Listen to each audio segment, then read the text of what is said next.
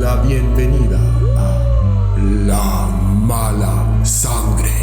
Aquí, resguardados de la policía del espiritualismo positivo tóxico, le echemos una miradita a los códigos ocultos de la Matrix.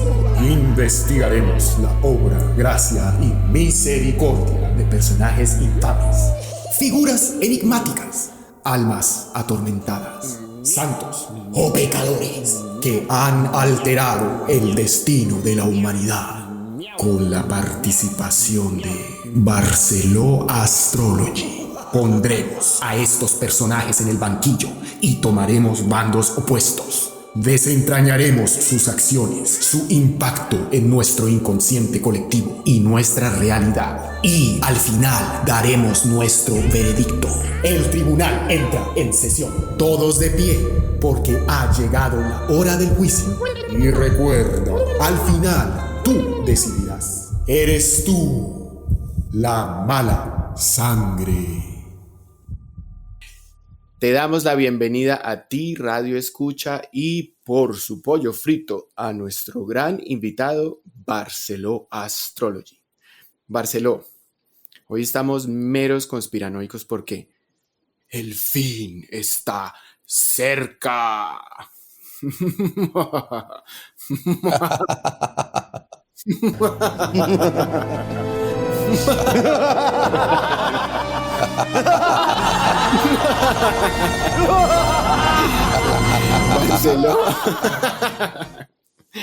Barceló en Barceló Astrology ofrece consultas astrológicas que incluyen lecturas de carta astral, tránsitos planetarios, sinastrías de pareja, revoluciones solares y consultas de tarot.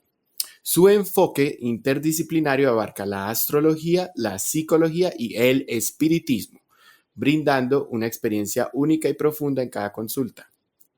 Actualmente reside en Barcelona y lo pueden contactar para cualquiera de sus servicios a través de su página web barceloastrology.com. En su Instagram síganlo como Barceló Astrology. Él periódicamente hace lives con invitados especiales y hacen una interpretación del clima astrológico del mes. Y recuerden también seguirnos en @Radio Retrógrados para que no se pierdan los episodios y se entretengan mientras están trabajando o haciendo el oficio. O si no quiere hacer nada hoy, relájese y disfrute. También es válido. Una de las razones por las que nació este programa, pues es justamente ese. Ya pa' qué, ya valimos. Échese ahí porque ya pa' qué. Barceló, ¿a ti cómo te daría más susto que se acabara el mundo? A. Los ángeles del apocalipsis botando rayos de fuego desde sus espadas montados en sus caballos que tiran fuego por los ojos. B. Muerte por animación suspendida y o licuefacción causada por una raza hostil de extraterrestres con patas de pulpo y pistolas láser. C. Pulverización por onda expansiva de bomba nuclear. O D. Muerte por snus. Bueno, pues yo creo que contacto extraterrestre definitivamente. Sí, cómo no, yo la D. Muerte por snus. Este episodio tiene como un airecito a descaro irresponsable, porque aquí nosotros con el temita que que la risa, que que una cosa, que la otra, pero el video es que la guerra es real y hay gente que está sufriendo de a de veras este mismo instante por allá en un país lejano. Uno de los temas más bizarros de la globalización es que nos descaramos todos en el sentido que mientras seguimos con nuestras vidas así de el día a día, como de que ay, mira esta chaqueta tan linda, o como, ay, ve, y Aleja, ¿qué hace hoy? ¿Si te llamó, no te llamó? Y así de, no, Pedro, que la borrachera de aquel día, y si se más, y bruta, que esto, que lo otro, y ponemos un botoncito en silenciador. Y en este momento hay gente que se está muriendo de otra forma sistémica en alguna parte del mundo, en un país por allá lejos. Hay problemas, ¿no? Los niños, hay gente comiendo barro. El planeta es inmenso con 1001 cosas pasando. Y para rematar el remate, en este episodio estaremos tocando temas que vienen ya desde hace un siglo. Temas que ojalá la humanidad ya hubiese superado. Es más, prácticamente desde el inicio de la humanidad. Somos una prisión energética. No hay salida.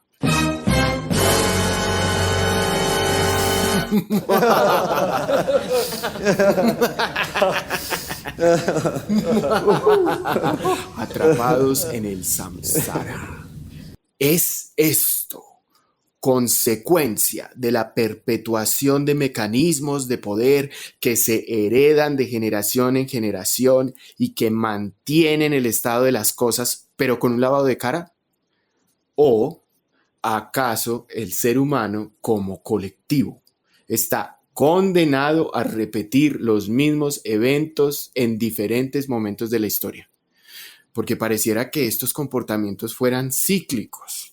Pongamos ambiente de una suerte de neblina química con sabor a muerte ominosa y un olorcito a llanta quemada como con pólvora. Suerte y muerte, mi perro. Un sinsazón a desesperanza, a humanidad y un halo de desmotivación. Barceló hoy, como para ir engrasándonos la colita, nos trae un poco de información a ese respecto desde la mirada de la astrología con el tema de los ciclos. Cuéntanos de los ciclos, Barceló. ¿Qué nos vas a contar hoy? Bueno, pero un momento. Yo hoy ando repaniqueado, ni siquiera lo presenté. Barceló Astrology lo pueden seguir en su Instagram como @BarcelóAstrology y en su página web para consultas, carta astral, sinastrías y también colaboraciones. Y recuerden seguirnos también en @Radio Retrógrados. Yo sí lo presenté. Bueno, ¿qué le hace? Es que tengo un susto que lo presenté 2 veces. Ahora sí, cuéntanos. Barceló, ¿qué nos traes hoy? Bueno, en principio vamos a hablar de Plutón y sus ciclos, luego vamos a hablar de Acuario y por supuesto la era de Acuario, que además es un ciclo de mayor escala. Y 3, y ya para finalizar, muchas otras cositas. Bueno, oiga, y es que ese Plutón es un cromo. ¿Cómo le parece que Plutón fue descubierto apenas en febrero 18 de 1930 por el científico Clyde Tombaugh en un laboratorio de Arizona, Estados Unidos?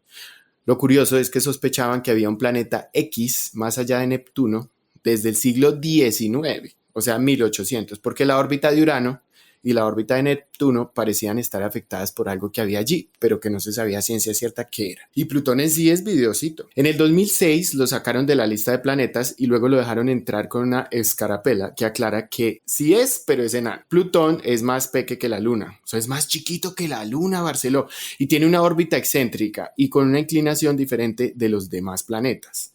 Gira en dirección opuesta que los otros planetas, o sea, básicamente es retrógrado, como nuestro programa. O sea, oscuration, passion, y tiene una temperatura extremadamente fría. Porque aquí es donde uno dice, Dios mío, ¿y este cómo le cabe todo eso? Siendo más chiquitico que la Luna, su superficie es puro hielo de nitrógeno, unos pedotes tremendos de metano y CO2. Y tiene una luna enorme que se llama Caronte y contiene montañas y hasta volcanes y tiene hasta atmósfera propia. Un año de Plutón dura lo que 248 años terrestres. O sea que Plutón ahí con su nadadito de perra y tú dele que dele y él con su no traje y mírelo, año 9 en Plutón y tú, no te quiero spoilear el final, pero empieza por C y termina en tú ya estás marcando calavera hace rato, o sea, se murió. ¿Cuánto hará? Venetia Burney, una niña inglesa de 11 añitos, mientras se comía ahí sus frutilupis al desayuno con su juguito de naranja, sugirió, o al menos eso dicen las fuentes consultadas, que dijo así como, ¡ay! Plutón, el dios del inframundo por la mitología griega. Es un nombre ideal para este planeta y contiene las letras P y L del patrocinador del observatorio Percival Lowell. O sea, ¿qué muchachita dice eso al desayuno? El abuelito le dio 5 libras de premio por su observación tan pila porque telefonearon la sugerencia a alguiencito y ese alguiencito llamó a alguien más en el observatorio y allá dijeron que wow, que qué niña tan pila y que el observatorio que hizo el descubrimiento que le encantó. Mentira, y había como un concurso, una cosa así. Bueno, en todo caso, 3 doritos después, Plutón entra en Acuario y la gente dice que se va a acabar el mundo. ¿Tiene que ver con Plutón? ¿O es que la gente está bien retemensa, Barceló? Háblanos de Plutón, por favor.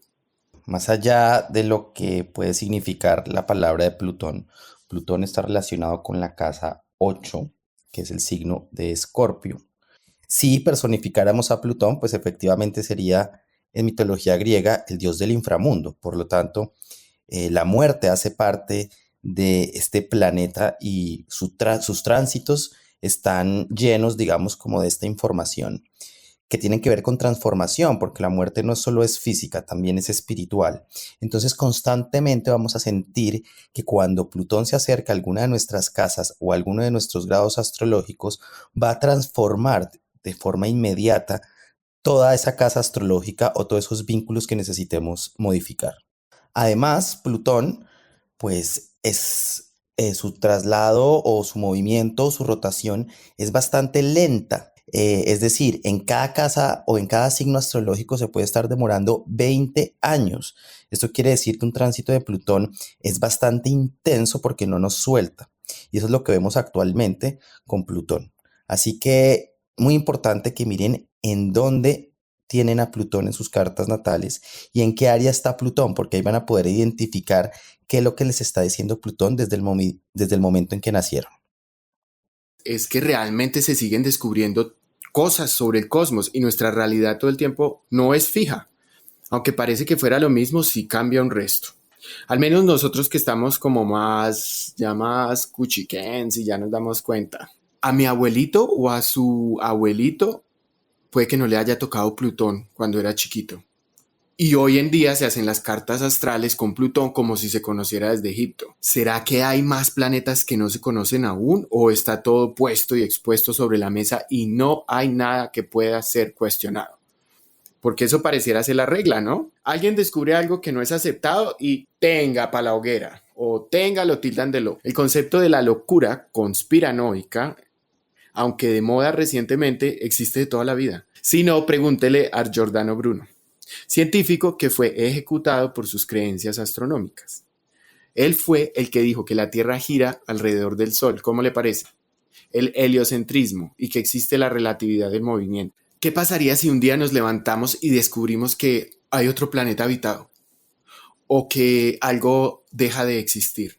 Solo para poner el tema sobre la mesa, recientemente salió la noticia de que la teoría del Big Bang y la expansión del universo no eran exactamente como las planteaba el científico Stephen Hawking y presentaron algunas variaciones a esta teoría. Y en términos científicos, en el 2014 se introdujo el concepto de la Laniakea, el supercúmulo donde reside nuestra galaxia, la Vía Láctea. O le tengo una más escandalosa. Con el respeto absoluto de las diferentes creencias de nuestra audiencia. Ubíquese usted hace por ahí, ¿qué? 60 años. Una abuelita le explicaba a usted que el origen del mundo era lo que se conoce como la historia de la creación en la Biblia. Y era eso y san se acabó. Adán, Eva, la serpiente, literal tal cual. Ahora, póngale usted que se pusiera a explicarle a esa abuelita o esa señora todas esas hipótesis de hoy en día que venimos de los aliens, o sea, el loco de Atar. Hoy usted oye hablar de todas esas historias y se queda ahí como en el tintero, como con puntos suspensivos, igual de creíbles o de increíbles las dos, e improbables o posibles, pues a ciencia cierta no lo sabemos. Como se darán cuenta, y lo aclaro de forma explícita, estoy mezclando dos vertientes que se dedican a mirar las estrellas. Hay datos astronómicos y hay datos astrológicos. Astronomía. El estudio de las estrellas desde las ciencias exactas o matemáticas que, además, cada que van descubriendo cosas, pues van subvirtiendo ellos mismos los límites de su oficio, como por ejemplo con el tema de la materia oscura o de la teoría cuántica y de las fibras que, si ellos mismos se lo propusieran siglos atrás, pues ellos mismos dirían que era brujería y arderían en la hoguera fácilmente. Los datos astrológicos con L, en cambio, hacen referencia directa a la lectura de los planetas y su movimiento y están relacionados a la interpretación y el estudio filosófico, religioso o cosmogónico que hacen los humanos en relación a la observación de los fenómenos en su entorno, los patrones y cómo se afecta tal o cual cosa según esto. Algo así como la diferencia entre lo cuantitativo, medible, y lo cualitativo, que, por supuesto, es más apreciativo y depende mucho de la subjetividad, de la interpretación y de la inteligencia holística. Bueno, a mí me entró como antojito de... Sanguchito de conocimiento. ¿Lo va a llevar, mami? Pa' que se instruiga. El zodiaco es un sistema antiguo que se desarrolló hace más de 2500 años en Babilonia. Los babilonios dividieron el cielo en 12 partes, cada una aproximadamente 30 grados, y les dieron nombres basados en las constelaciones que veían en su región. Ahora, no fue el primer borracho que dijo, no, hombre, eso divídalo en 12. De hecho, en Mesopotamia, hasta el final de la civilización cuneiforme, o sea, de una cultura ahí de la época, se utilizaba un sistema de 18 constelaciones. ¿Cómo le parece? Los 12 ciclos coinciden con los ciclos lunares y el número 12 es un número mágico, por decirlo así. Para Platón, el 12 representaba la perfección cósmica y la armonía universal. Antes de esto, en el siglo VII antes de Jesucristo, existían las tablas de Mulapin, unos grabados que recopilaban conocimientos astronómicos de la época. Aunque no eran un zodiaco formal, sentaron las bases para entender el movimiento de las estrellas. Voy a hacer voz de museo.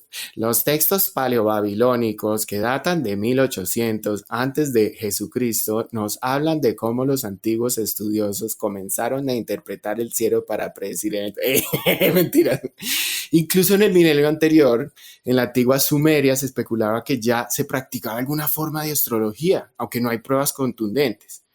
Y el primer sistema organizado de astrología, conocido como astrología babilónica, surgió, oiga pues, en el segundo milenio antes de Jesucristo. O sea, ellos ya leían las constelaciones antes de Jesucristo, sentando las bases de lo que conocemos hoy como el horóscopo de la revista Cromos y de Mil Vanidades. O sea, ellos se leían el horóscopo, mejor dicho. El zodiaco de Dendera, que data del siglo I antes de Jesucristo, es uno de los registros más antiguos encontrados en Egipto. Las raíces del zodiaco y los estudios astronómicos se remontan mucho más atrás, como ya lo vimos. Pero busquen en Google porque el zodiaco de Dendera es re bonito. El zodiaco de Dendera, no se les olvide buscarlo. Y desde las tablas de Mulapin del siglo XVII, incluso antes, el estudio de las estrellas ha fascinado a las culturas antiguas y sigue siendo relevante hoy en día. Así que el trágame tierra porque verás al chico que te gusta en la cafetería y se te caerá la bandeja del almuerzo, esto no es nuevo. Una pregunta, Barceló. ¿Tú crees o te consta que la gente en el poder le pone atención a la astrología y a sus ciclos? Échanos el chisme. ¿A ti te hacen consulta las personas de poder? Sí, la verdad es que sí. Además que Plutón, como les mencioné anteriormente, es uno de los planetas que más está inscrito en mi proceso como astrólogo. Y me muestra muchas cosas, entre ellas la plutocracia, es decir, personas que están conectadas directamente al poder. ¿Y a todas estas Plutón es signo zodiacal Acuario? Porque nació el 18 de febrero. Mentira, él no nació en esa fecha, lo bautizaron porque lo vieron desde el telescopio. Bueno, a todos y todas y todis les acuarianes. Acuario, tu papá. Yo no soy Acuario, pero son tan ahí. No, mentira. Son excelentes personas, a mí me encantan. Están como re crazy ahí en su mundirri, siendo como chimbitas. No hay que generalizar, pues, pero en mi experiencia es que son como, no sé, como que les encanta armar parche y apoyan resto a la gente en sus cosas, pero al mismo tiempo como que le ponen el freno y como que hasta aquí tú, hasta aquí yo. Mejor dicho, ellos son como los reyes en medio de la tribu, pero el rey anónimo. Y como que en la buena onda. Tienen su mundito ahí medio Rarotonga, medio Constantinopoli, medio estrombiprosipropéptico, pero le dan como piñón de bicicleta. Dele, que dele, que dele. Meta puesta, meta alcanzada, premio disfrutado. Barceló, háblanos de Acuario así a grandes rasgos. Acuario es el 11º signo y lo rige el planeta Urano, dios de los cielos. Creo que lo que más me conecta a mí dentro de mi investigación astrológica con Acuario es el vínculo, que tiene Acuario con la electricidad. ¿Por qué la electricidad? Bueno, en principio, entender que Acuario es un signo de aire. Y es un signo de aire fijo, es decir, que es radical, no mueve sus límites, ¿sí? Como que es muy claro en lo que propone. Entonces, precisamente Acuario, al estar dominado por la energía uraniana, habla de procesos que son repentinos, como un rayo, No sé si han visto en el momento en que sale un rayo, es una cosa inesperada. Asimismo, se puede sentir la energía de Acuario sin definir más a profundidad. Cuando llega una energía acuariana, una persona que tiene un sol en Acuario, un ascendente Acuario o por supuesto una luna en Acuario, esta sensación se siente. Su energía es tan repentina, inclusive su velocidad mental, si tiene un Mercurio en Acuario, puede ser tan rápida que casi que nos puede dejar perplejos. Pero además Acuario nos habla del aguador. Es un hombre, o su símbolo en astrología es un hombre que tiene una ánfora y en ese ánfora guarda o porta el agua, que en la antigua Sumeria era un símbolo para difundir la sabiduría. Efectivamente, hay algo que nos conecta a Acuario con la innovación, con lo nuevo. Por eso, cuando entra algún planeta en Acuario o cuando tenemos un aspecto en Acuario, vemos que hay algo revolucionario, que hay una invención, que hay algo que es particular. Por eso los acuarianos o la energía acuariana es rara. Parece que fueran como de otro planeta, porque efectivamente la casa 11 nos habla de eso que está relacionado con los vínculos e instituciones, con esos grupos que vienen de un momento a otro a traernos nuevas noticias que tienen que ver también con lo tecnológico, por supuesto, dependiendo en qué momento estemos hablando de tecnología. Porque precisamente lo que lleva este ser en ese ánfora es este agua que viene, digamos, como del más allá. Pero quedémonos en la electricidad. La electricidad es lo que reúne realmente al componente acuariano. Por eso, si ustedes ven el simbolito astrológico de Acuario, es ese código de la electricidad, como si fuera un electrocardiograma. Nos conecta con el éter, el quinto elemento, que eso es algo que no nos hablan muchos astrólogos, pero que sí vemos ver y que efectivamente hace parte del proceso acuariano. Así que más o menos estos son los rasgos más característicos del signo de Acuario. Y ya saben, Uranos, que es dios del cielo, por ende, pues nos conecta también con los rayos y nos conecta también con las tempestades, van a regir todo el componente acuariano. Hay un tema recurrente desde los 70s casi, que es la tan mencionada y tan mentada era de Acuario. Y si estaban vivos en el 2012, se acordarán que casi se acaba el mundo.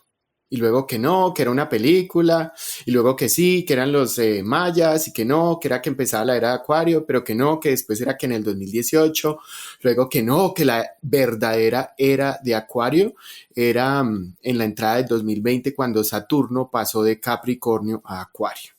Luego que, según los astrólogos, el día 13 de enero de 1996 fue la era de Acuario y todo lo demás era cuento.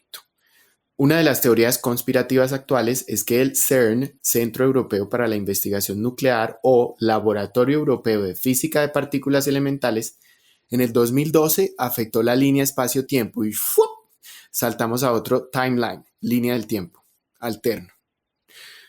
O que todos realmente quedamos atrapados en un agujero negro y no lo sabemos. También dicen que se han comunicado con seres del más allá y que técnicamente todos nos morimos ya y no nos hemos dado cuenta. Mejor dicho, póngale orden a esto porque es que esto está un sancocho terrible, Barcelona. Bueno, en principio, entender que cada era astrológica dura 2160 años. En promedio, 26.000 años de procesión de acuerdo a los 12 signos del zodiaco, por lo tanto, 2160 años. De acuerdo al conteo astrológico, estamos en la era de Acuario, pero como no ha sido fácil también asimilar estos datos astrológicos, hay una confusión también entre si estamos exactamente en la era de Acuario o si todavía nos falta un poco para llegar a la era de Acuario. Pero esto ya es un tema que es más específico de astrología y sobre todo de entender los equinoccios, es decir, en qué momento se empieza a entender el nuevo año astrológico. Si vemos, el 21 de marzo, de acuerdo a la astrología tropical, es el momento en donde hay inicio de año astrológico. Por lo tanto, de acuerdo a la astrología tropical, vamos a entender que estamos en la era de Acuario. Es decir, estamos en el momento de entender toda la revolución de lo nuevo. Por eso, si vemos actualmente, todo está relacionado, como les decía, con la electricidad. Ustedes se imaginarían si en estos momentos salieran de sus casas sin un cargador en donde pudieran conectarse a una red electrónica, ¿qué pasaría?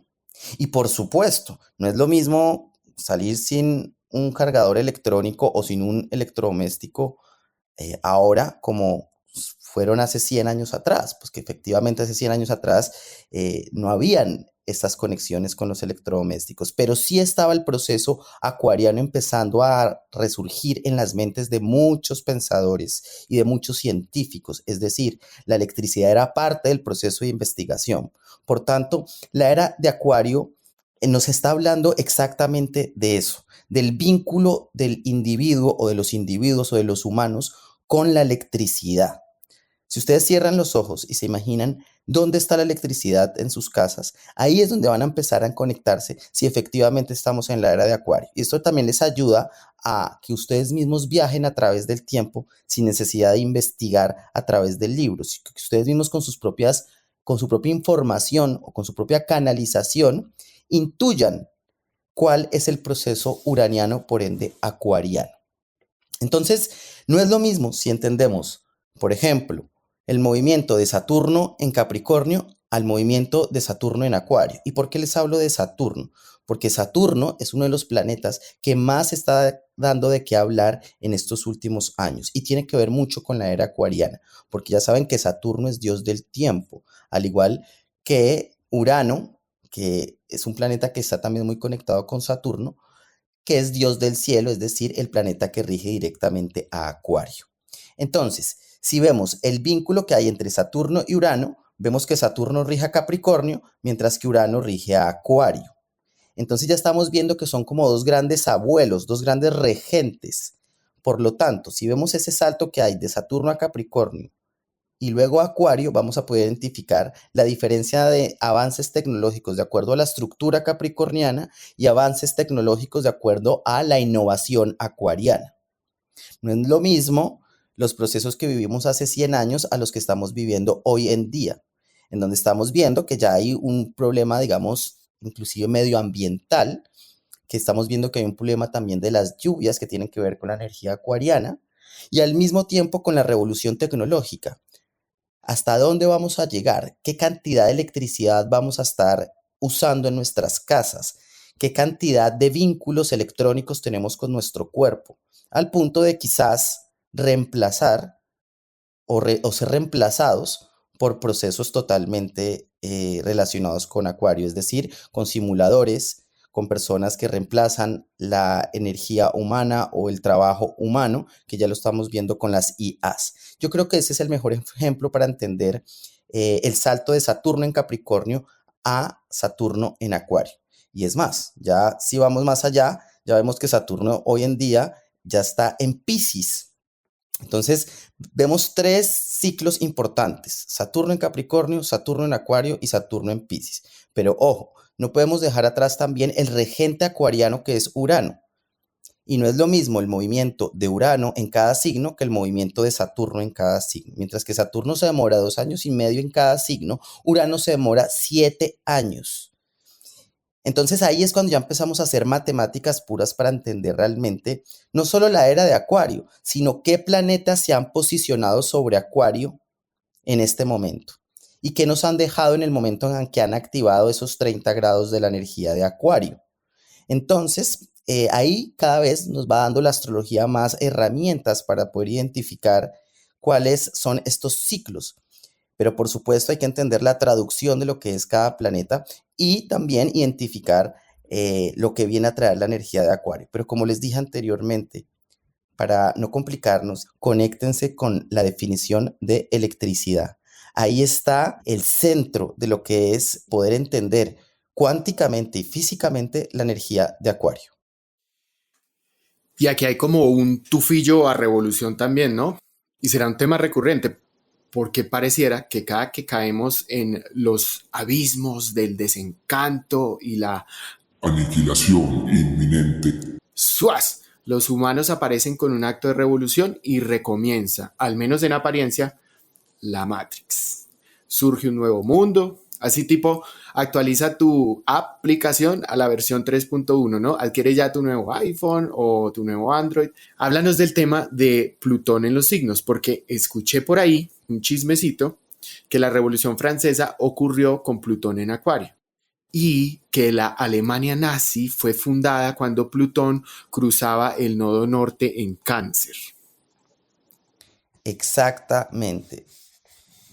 La Revolución Francesa también pasó con Plutón en Acuario.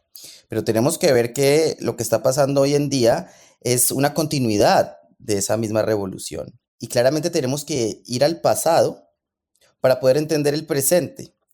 Y asimismo como Plutón en Acuario generó la Revolución Francesa y generó también el cambio de monarquías y de estructuras de poder, hoy en día nos está mostrando esos avances que efectivamente también tienen que ver no solo con Plutón, sino con los demás planetas, porque Plutón no danza solo, Plutón no baila solo, Plutón coquetea con los demás planetas.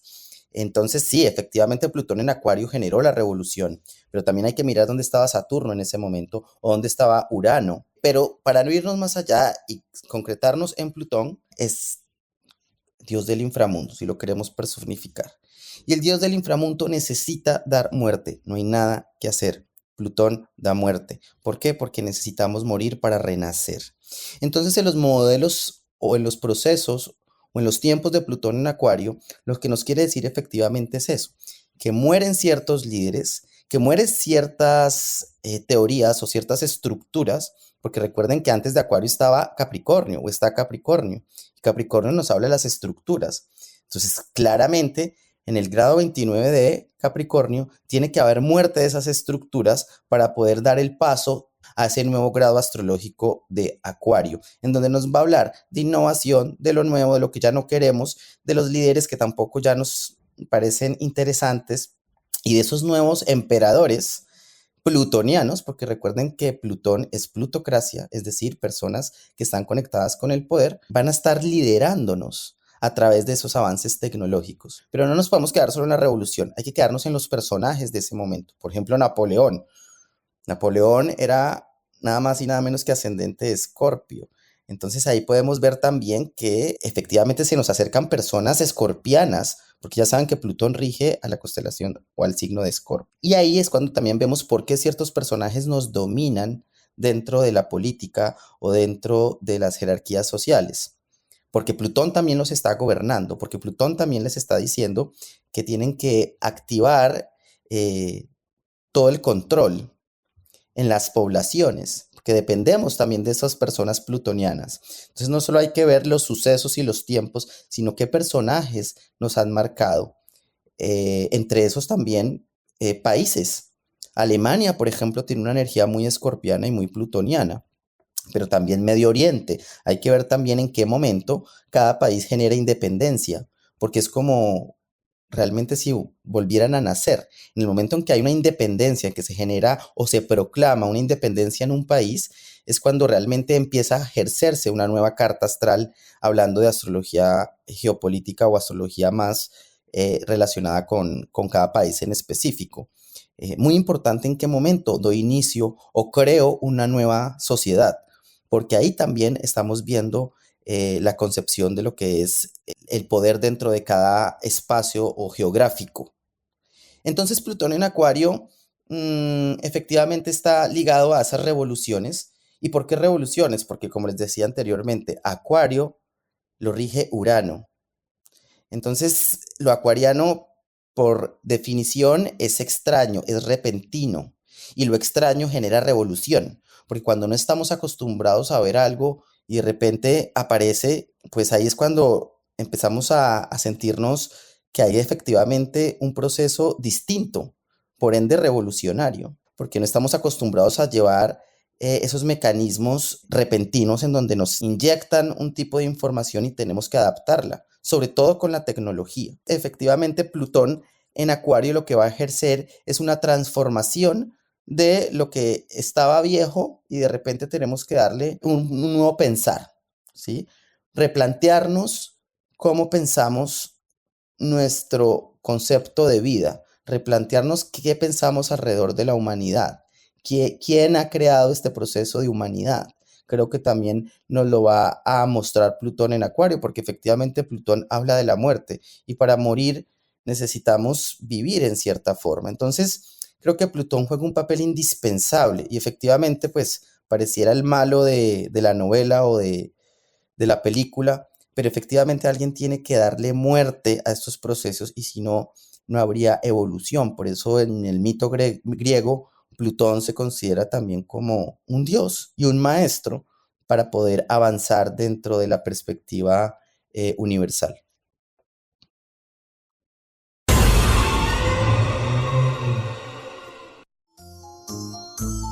¿Cansado o cansada de la misma rutina diaria? Mientras te haces cargo de esos platos sucios, mientras lavas el patio con la manguera, para acompañar esas largas horas del turno de la noche, o mientras cliqueas y ves pasar las horas en tu cubículo, para hacer más llevaderas tus horas de trabajo. Escucha, Radio Retrógradus presenta Radio Retrógradus, donde nada es lo que parece. Respetado, respetada, respetade audioescucha. Bienvenidos a la corte. El día de hoy no vamos a nombrar al personaje con su nombre. Lo llamaremos, como es el caso, el paciente. ¿Por qué no lo queremos nombrar? Pero no es el innombrable. Es otro innombrable. No vamos a nombrar a nadie porque nos da culillo. La censura es terrible hoy en día y a ustedes nos vamos a referir como los carechucha, la muchedumbre, el ganado, los malolientes ignorantes, el popolo, la plebe o pueblo. Es que así es. Nosotros también estamos ahí en esa categoría, también somos los carechucha, el ganado y el pueblo, así que frescos. Aquí nos damos calorcito entre todos. Hoy tenemos un reto extra porque por un lado el tema está en desarrollo. Con el estado actual del internet lleno de polución y desinformación, pues se ha desvirtuado de forma contundente la información que cuestiona el status quo, etiquetándola rápidamente como conspiranoica y también se ha prestado a la polarización. Y al mismo tiempo hay tantos locos sueltos inventando información desquiciada que ha sido un poco difícil hacer una disección precisa. Es muy difícil no ponerse conspiranoico cuando se empieza a desenterrar información porque encontrarla es complicado. Solo aparecen motores de búsqueda, una especie de comunicado de prensa que repite lo mismo y lo mismo. Y hay que buscar con mucho cuidado porque de lo contrario salta inmediatamente a la exageración completa. Y recuerde, amigo, amiga, esta información altera un poco, puede crear una sensación de ahogo y a algunas personas sí que les jode la salud mental y entran como en un estado de desesperanza paranoica terrible, aunque en Radio Retrógradus Presenta nos gusta explorar las emociones, sentimientos y sensaciones a los que tenemos miedo comúnmente. Con todo y todo vamos a hacer todo lo posible por no salirnos de los chiros. Porque esto aquí es la aniquilación inminente. Amiga, marica, ya. Que Barceló ya viene, que se va a poner el gorro de papel aluminio. Él va a estar lanzando hoy improperios conspiracionistas. Yo, en cambio, el día de hoy me voy a vestir de paño institucional, así diplomático, como sea defender lo indefendible, todo sea por una pensión vitalicia. Mentiras, a lo Nepo Baby. Y estaré representando a los fact-checker, servidor civil de los medios de comunicación oficiales. Mejor dicho, voy a desmentir todo lo que diga Barceló, aunque sea verdad o aunque sea mentira. El episodio de hoy tendrá el tono particular de una autopsia. Pongámoslo así, de una autopsia. ¿Ustedes se han visto esa película de quién era realmente Jane Doe? Es una de las películas más miedosas de todos los tiempos. Se lo prometo. Recomendada que la vean. Más que ser un estrado, hagan de cuenta ustedes que nos vamos a parar en un anfiteatro. Y tendremos a Barceló Astrology haciendo de médico forense que abre de costilla a costilla esa carta astral y nos va presentando los elementos. Yo por el otro lado sacaré los folders e iré guiando la investigación y complementando con sucesos o momentos relevantes de la historia. Y utilizaremos términos médicos así tipo serie de criminalística. El paciente presenta esto, el paciente demuestra aquello, etcétera, etcétera. Pero ¿para qué tanto misterio, dirán ustedes? Así, reconspiranoicos, así todos distópicos. Bueno, por un lado, para añadir atmósfera.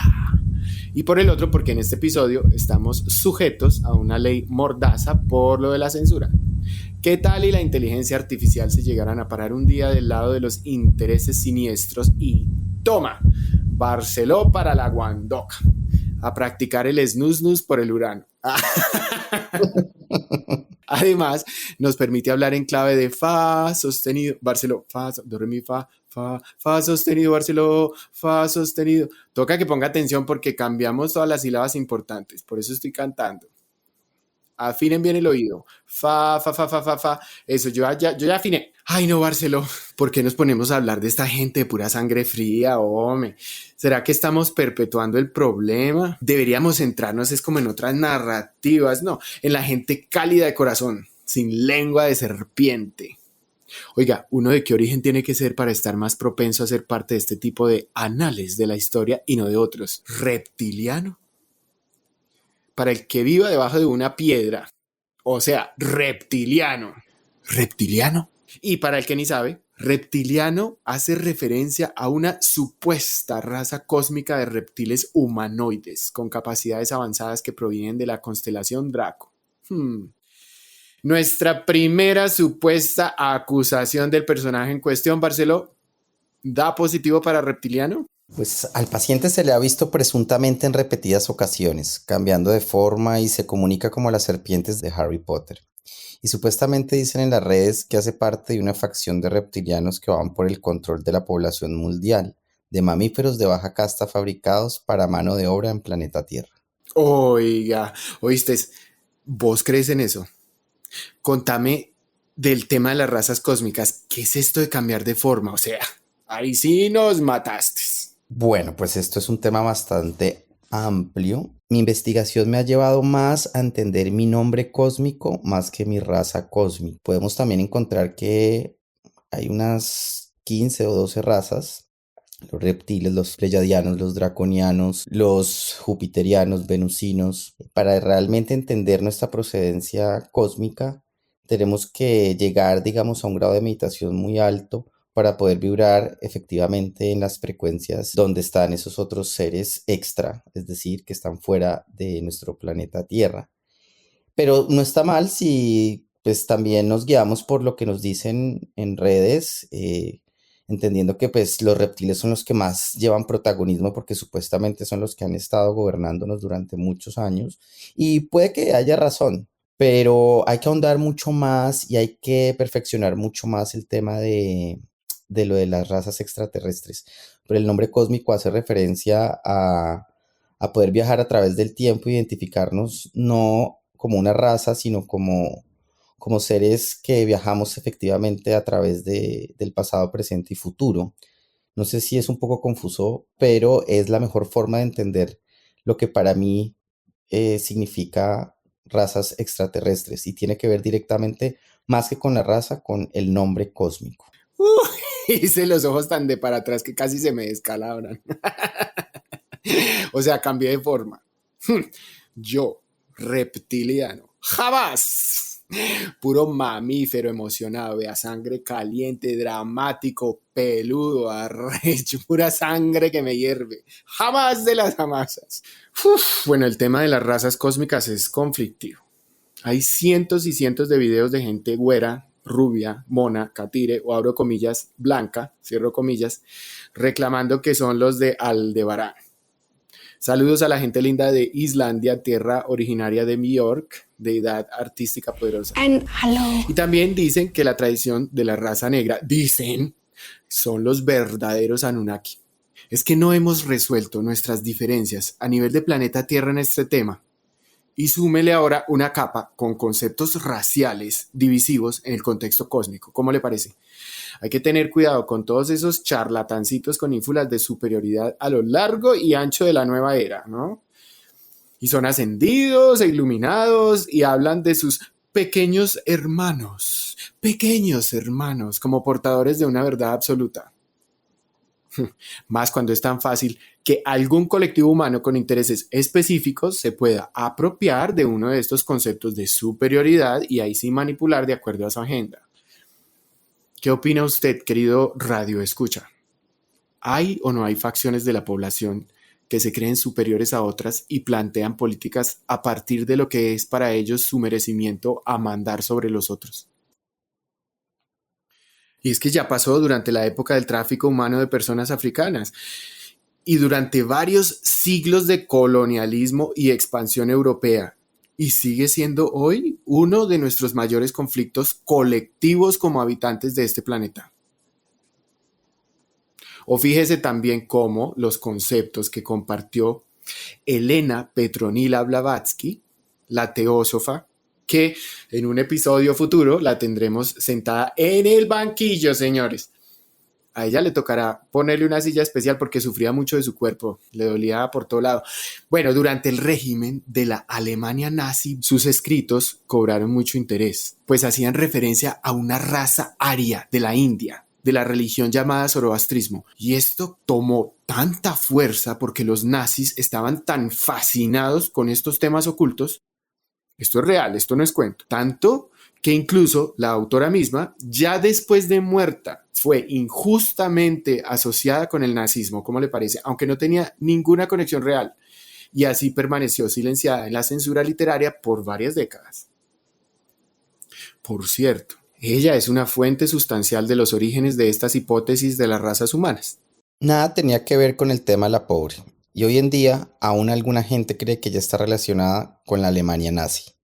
El peligro es real. El dogmatismo fanático, la radicalización puede distorsionar conceptos, permitiendo que ideas sin fundamento sean utilizadas para justificar acciones perjudiciales. Yo, loco obsesivo con un tema, me apersono de un concepto que no es comprobable, porque ¿quién refuta este tipo de afirmaciones? La religión hace eso un poco también. Y ahora súmele la paranoia conspirativa y la desinformación en la era digital. Y si tengo suficiente poder y un colectivo dispuesto a seguirme, pues ya la tengo hecha. Con rasero, yo voy acabando con todo el que no cumple mis preceptos, con todo el que no se acomoda a mi realidad. O impongo el tipo de leyes que sé que me vengan en gana. Y si se convierte en maquinaria política, pues tenemos las crisis democráticas actuales y todo el tema de las conspiraciones de lado y lado que desmeritan o desahucian cualquier tipo de discusión objetiva frente a temas diferentes al desprestigio, la calumnia y el escándalo. Y nuevamente, al pie de la letra está la Alemania nazi. Empecemos pues esta disección. Entonces no tenemos nombre del paciente.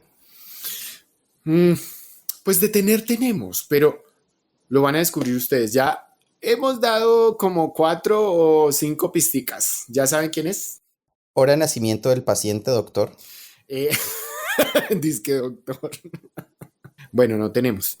Ni somos doctores, ni jueces, ni nada. Meros bobos aquí echando rulo. En representación del paciente, la hora del nacimiento de una figura pública no tiene por qué ser relevante. No se considera de interés público y es información confidencial de carácter personal y privado.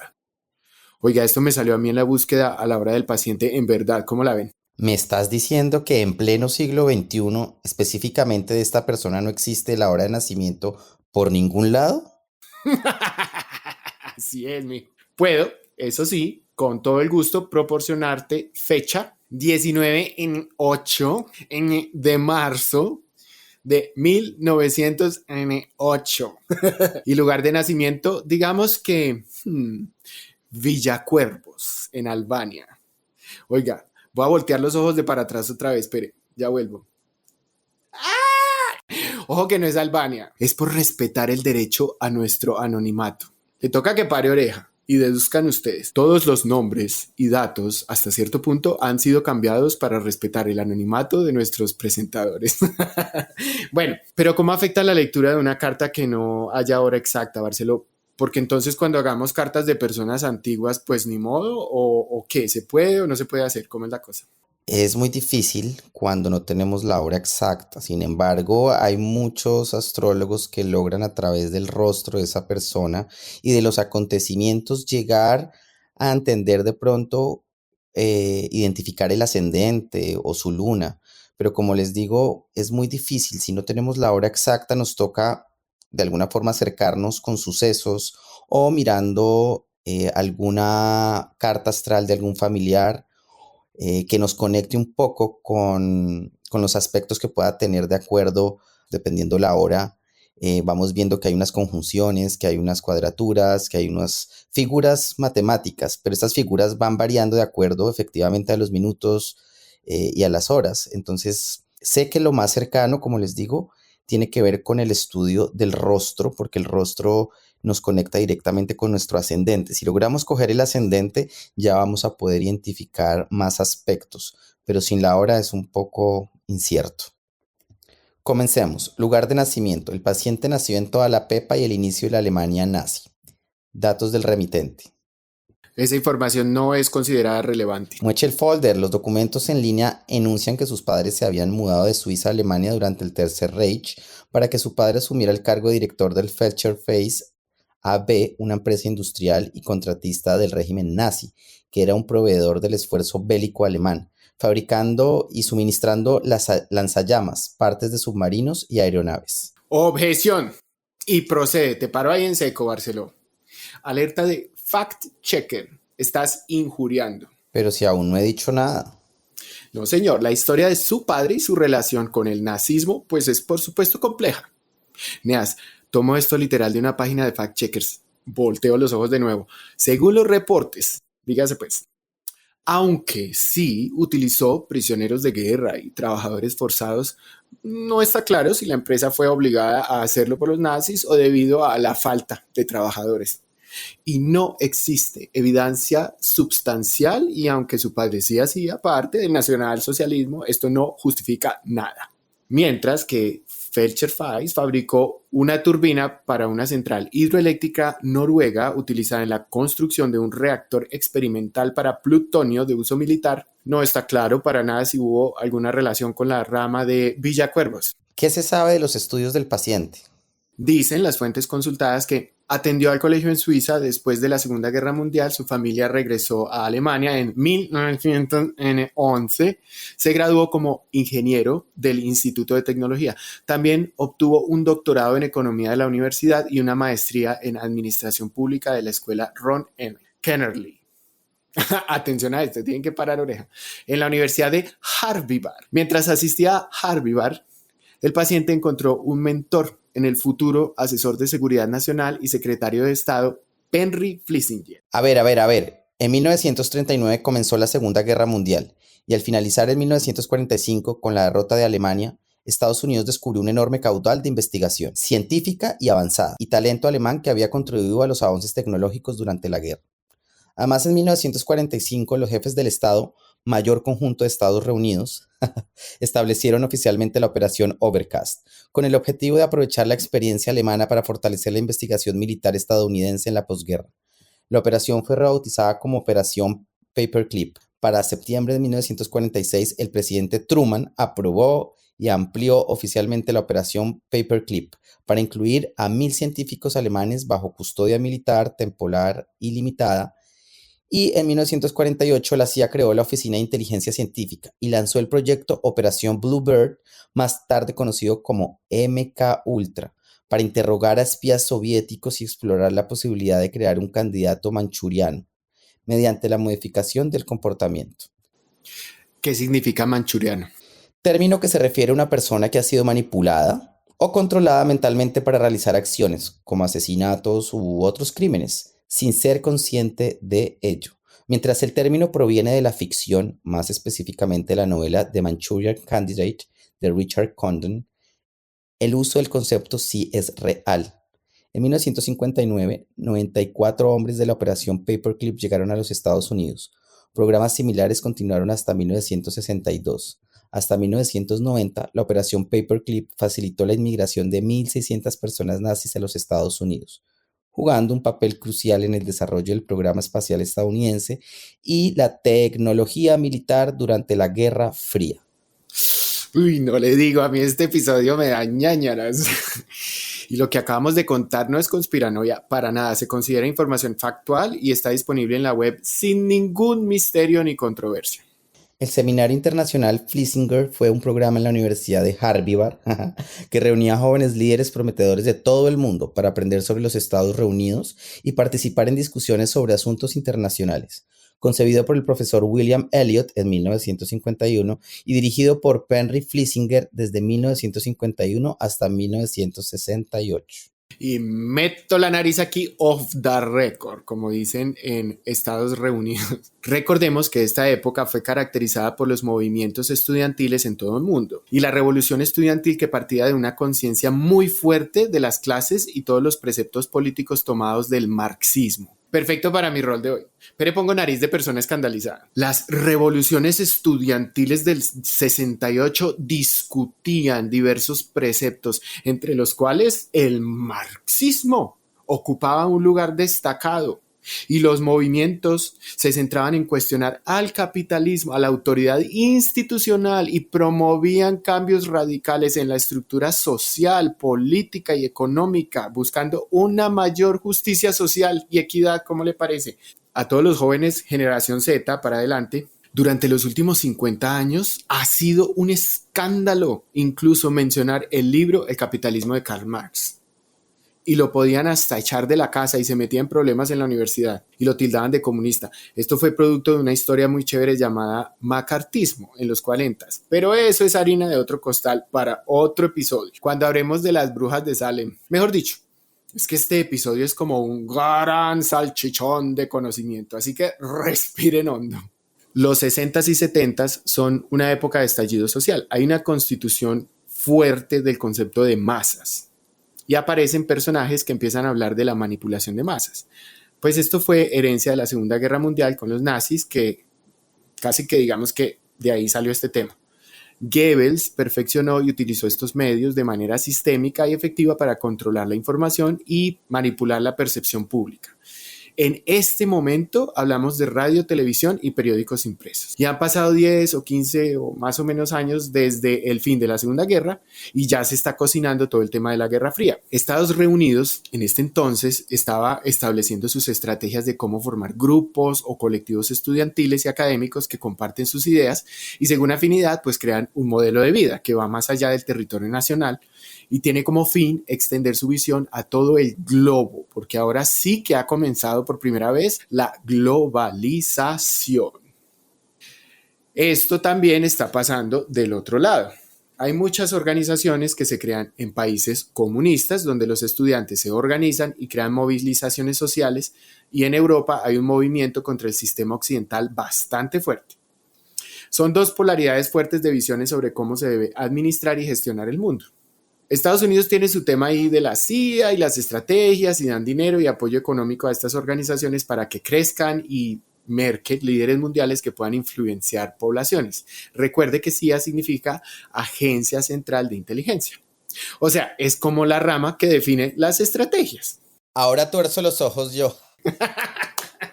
Según las fuentes consultadas, dicen que el anteriormente mencionado Perry Flisinger fue también el principal recaudador de fondos y el seminario tenía como principales objetivos ofrecer a los participantes una visión de la vida en Estados Reunidos, permitirles comparar las condiciones de sus propios países con las de USA y otras naciones representadas y establecer un mejor entendimiento entre los futuros líderes. Objeción.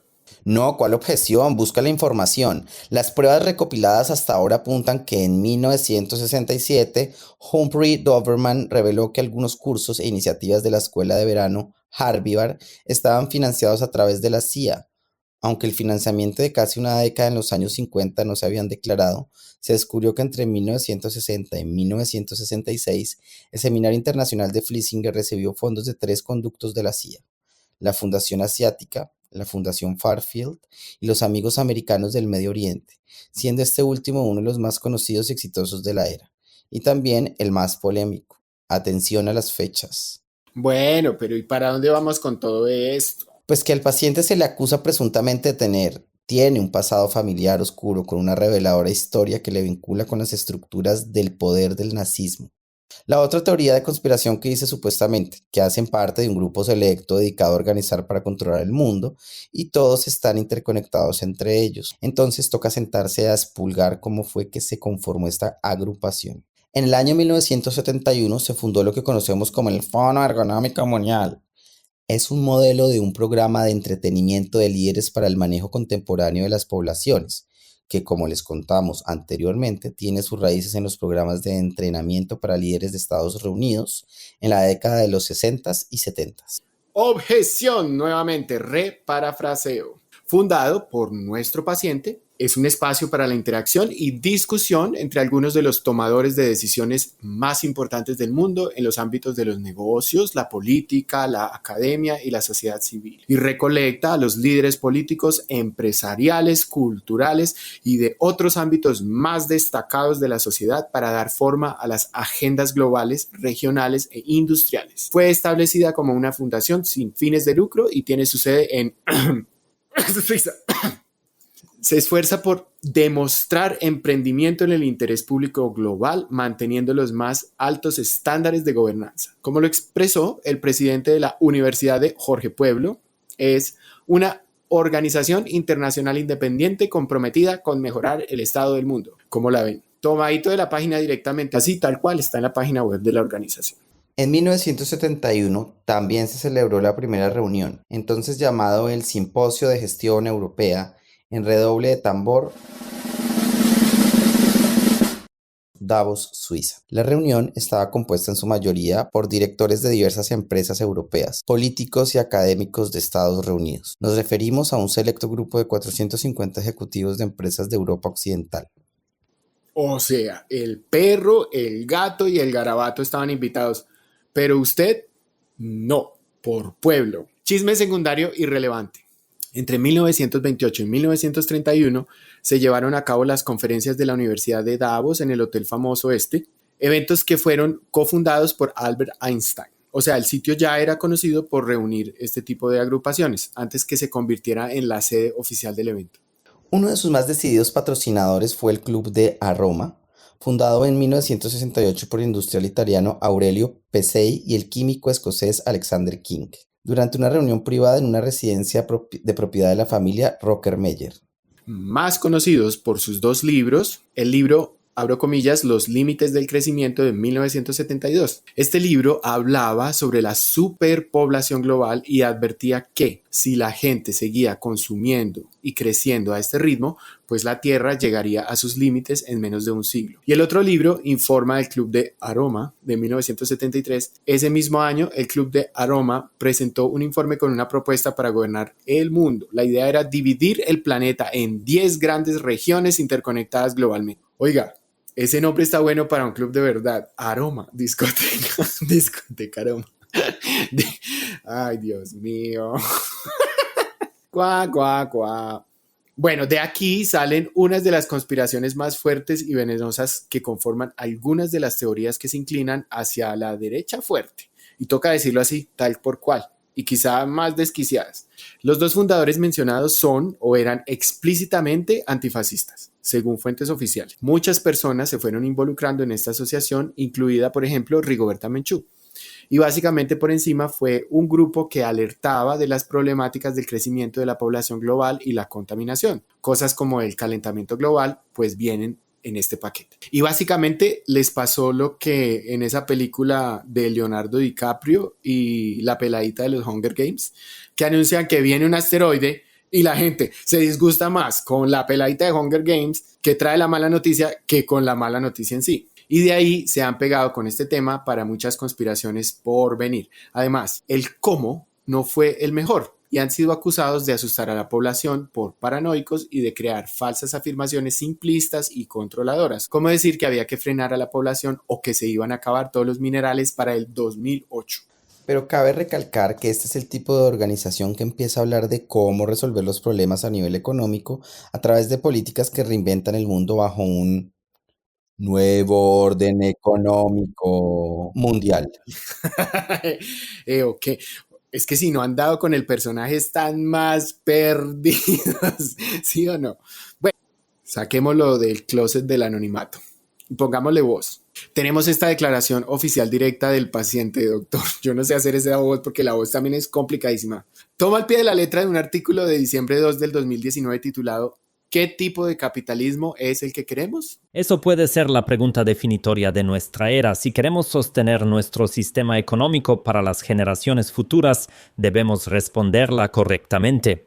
En términos generales, tenemos tres modelos para elegir. El primero es el capitalismo de los accionistas, adoptado por la mayoría de las corporaciones occidentales, que sostiene que el objetivo principal de una corporación debe ser maximizar sus beneficios.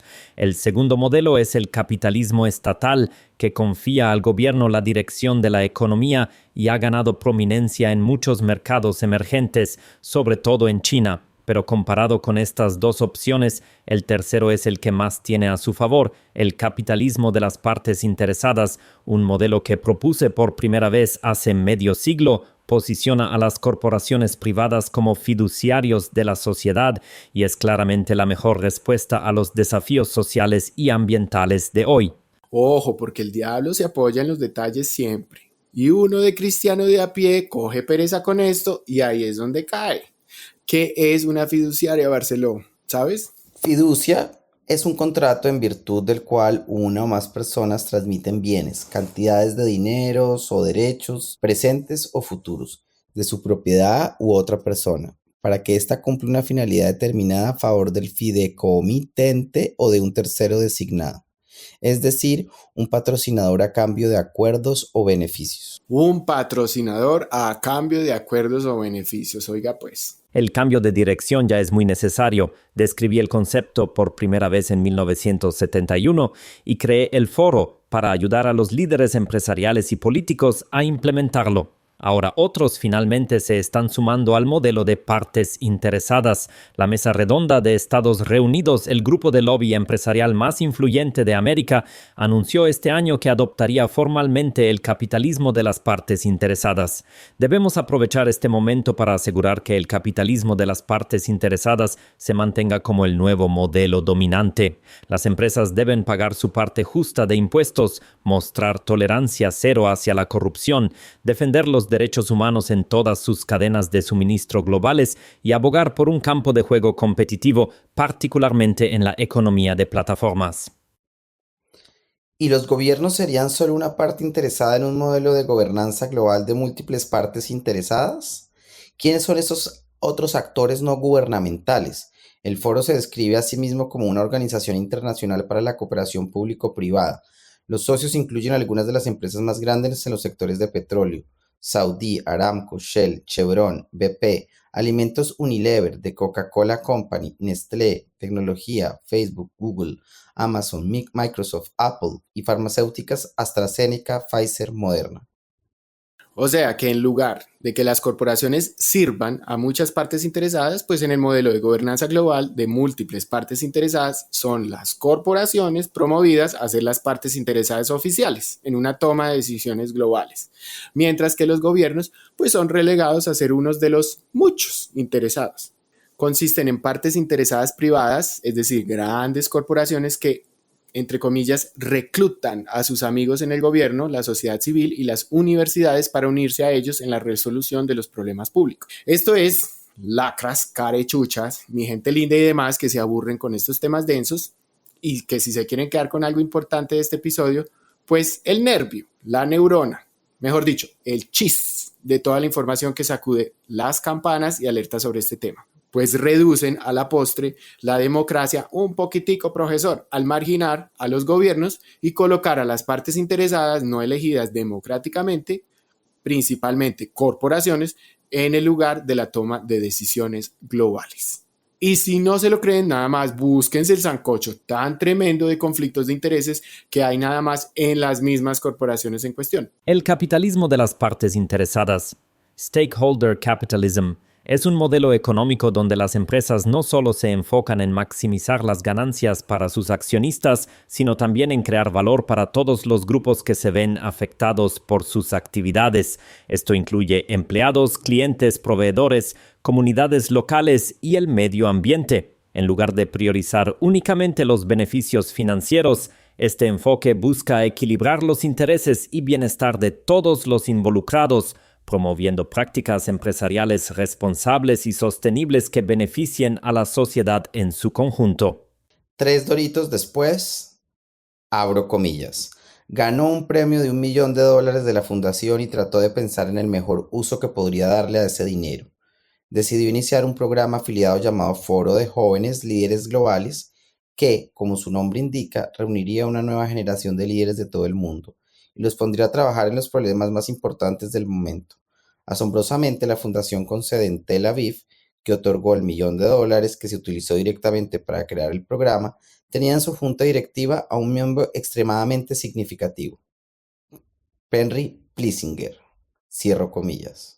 Asegura la fuente que el Seminario Internacional de Harvard y la Iniciativa de Jóvenes Líderes fueron creados para ser vehículos extremadamente poderosos para entrenar e instalar líderes mundiales que serían simpáticos a un gobierno globalista, al estilo de Plessinger. Están ligados históricamente el uno al otro y porque sus líderes también están ligados a ese mismo proceso. O sea, el uno invitó al otro y el otro después recreó el mismo modelo y el otro le dio apoyo pues para crear un modelo más actual y más grande de algo similar y que respondía a las necesidades actuales. Y si ustedes lo investigan por su cuenta, muchos de los líderes que participaron en el primer encuentro fueron colocados en varias posiciones de poder, incluidos muchos funcionarios electos. Y les voy a dar algunos ejemplos que pueden reconocer. Ronnie Blair, Angela Merkel de Albania, Viktor Orbán de Hungría, Nicanor Sarkozy de France, Brui Verhofstadt de Bélgica, Guy Bung de Singapur, Serdil Ramadarosa de Sudáfrica y no sé qué haría Asmar. Hay proposiciones tan desquiciadas y paranoicas como que es una cofradía de Illuminatis, que se reúnen bajo tierra mientras los eventos suceden encima, con rituales y espacios censurados de acuerdo a su categoría de acceso, así de túnicas y terciopelo, y ponen la ropa en los lockers y se toman su Jägermeister y hacen sacrificios, etc. Mejor dicho, a los ojos bien cerrados, a lo Nicole Kidman y Tom Cruise. Mejor dicho, este comentario es para adultos, vaya con la cola lavada, etcétera, etcétera, etcétera. Bueno, pero eso es el tema de, y a todas estas, ¿y qué pasó con el paciente entre que terminaban los estudios y cuando montaron esta organización, Barceló? Se han encontrado inquietantes indicios que sugieren que en 1966 Tutzer AB adquirió el 56% de las acciones de Felcher Face AB y completó la adquisición de la empresa en el 69. Felcher Face pasaría a llamarse oficialmente Tutzer Felcher Face cuando los hermanos Tutzer adquirieron las últimas acciones restantes. Era una empresa industrial especializada en compresores. El individuo se unió a la empresa del 67 al 70 y formó parte del consejo de administración de la firma.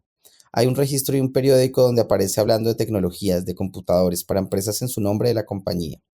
En la década del 60, el régimen sudamericano, más conocido por el apartheid, comenzó a enfrentar un creciente aislamiento internacional debido a sus prácticas racistas. El programa nuclear sudafricano aparentemente se centraba en la generación de energía y en explosivos nucleares pacíficos. Peter Hook, un historiador cuya investigación fue patrocinada por las autoridades suizas, reveló que el gobierno suizo estaba al tanto de acuerdos ilegales. Entre los años 70 y 93, Petronia desarrolló 6 armas nucleares y ensambló parcialmente una séptima. Las empresas suizas Sulzer y Bosch suministraron componentes vitales. La industria suiza burló el embargo de armas que impulsó las Naciones Unidas a Sudáfrica de manera espectacular, dijo el señor Hook. Su informe mencionó un acuerdo por un valor mínimo de 100 millones de francos suizos que involucró la entrega de tecnologías altamente sensibles. Para el 86, Tutzer Felcher Face ya estaba produciendo con éxito compresores especiales para el enriquecimiento de uranio. Objeción, que va, objeción, testimonios de oídas. Ay, deje así mejor. Que las fechas coincidan de forma sorprendente prueba que la información está viciada. En casa de herrero, asadón de palo. Que yo sea un ingeniero de máquinas de la Asociación Tales de Pascuales y trabaje como líder de la empresa de mi papá no significa necesariamente nada. Todo eso, bórrelo. Esta es la versión oficial de la página oficial. Tomado directamente de la página oficial. 2 puntos. Mientras completaba sus estudios, trabajó del 63 al 66 como asistente personal del director gerente de la Asociación de Construcción de Máquinas. Y del 67 al 70 formó parte del consejo de administración de la empresa de ingeniería Tutzer. Vámonos con la carta astral. Barceló. Antes de eso, quiero decirte que aun cuando sabía que este tema iba a estar denso, y eso que acabamos de reducir así como por encimita, eso se ampliaba y se ampliaba y se ampliaba cada vez más. Yo ya me sentía como Alicia cayendo por el agujero del conejo. Bueno, vamos a destapar esta carta astral de cabo a rabo. Ay, pero hagamos pipí y tomemos agua primero. Ya regresamos. No hay ni bien ni mal en tu esencia. Solo la verdad de tu naturaleza. Eres tú. La mala sangre.